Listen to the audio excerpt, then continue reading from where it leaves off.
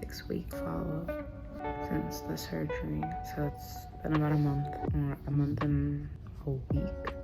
I'm just here waiting to get checked and talk about my x-ray and stuff like that, because I had to get an x-ray. And in that month, it has been very, very difficult and a recovery that I wasn't expecting. But it made me think of Job. Job lost everything.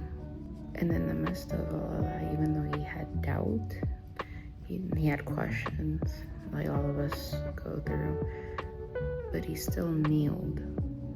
He chose to surrender and pray and just share his burdens to the Lord. Yes, he did question the Lord in certain things. He had doubt, he had anger.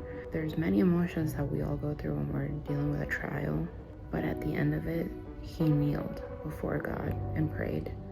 The enemy did everything he could to touch his heart so that he would go against God, but Job didn't fall for it. He went to God instead of the enemy. I just wanted to share that with you while I wait. It is many hours later and I'm in a different outfit, but what I wanted to end the video off was that in times when you lose everything, when you have nothing, you lose money, you lose items, you lose, there's health issues, there is things going on in the family, there is trials that you face where you feel like you lost everything. It's in those moments where God is asking you to surrender. Now, it may be easier said than done, of course, because you don't want to do that, because you had to surrender everything else. So it's not easy to just surrender. But when you give everything that you have to the Lord, everything of yourself, when you have lost everything else, that's where God starts to work.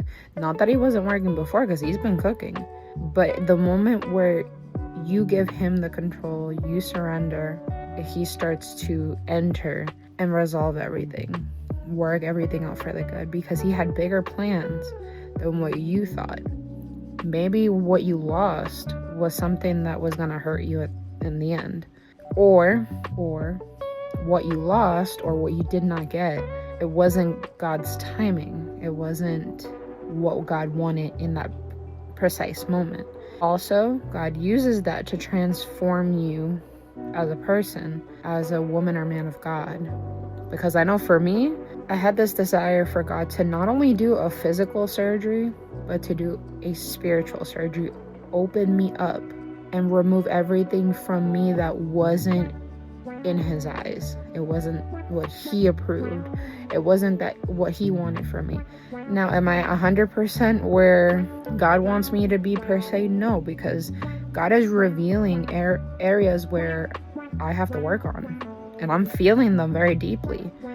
And I'm like, wow, I have this feeling going on. I gotta get rid of that. Everything works out for the good. There will be trials and tribulations, but know that Jesus overcame the world. We are all Job. There are moments where we lost everything and we don't get it. We don't understand. It's frustrating. You have your moments where you doubt. You have moments where you question. But the true test is, what are you going to do with that? Are you going to take control yourself, or are you going to let God take control? Are you going to kneel? And if you can't kneel, that's okay, because I can't either. But, spiritually speaking, are you going to kneel and pray and surrender to God and allow God to do the impossible while you do the possible? Or are you going to take the whole control yourself and let everything fall apart? That is the true question. And I'm not saying this because I know everything. I don't. I still am a work in progress.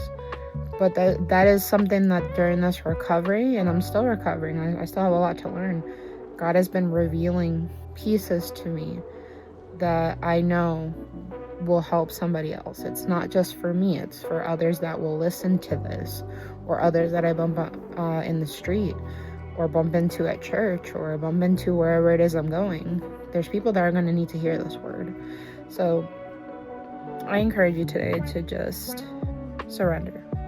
You're going to have moments, but just know that God is working. You're not seeing it right now. You're not getting it. You're confused. You're frustrated. You don't know when all this is going to end.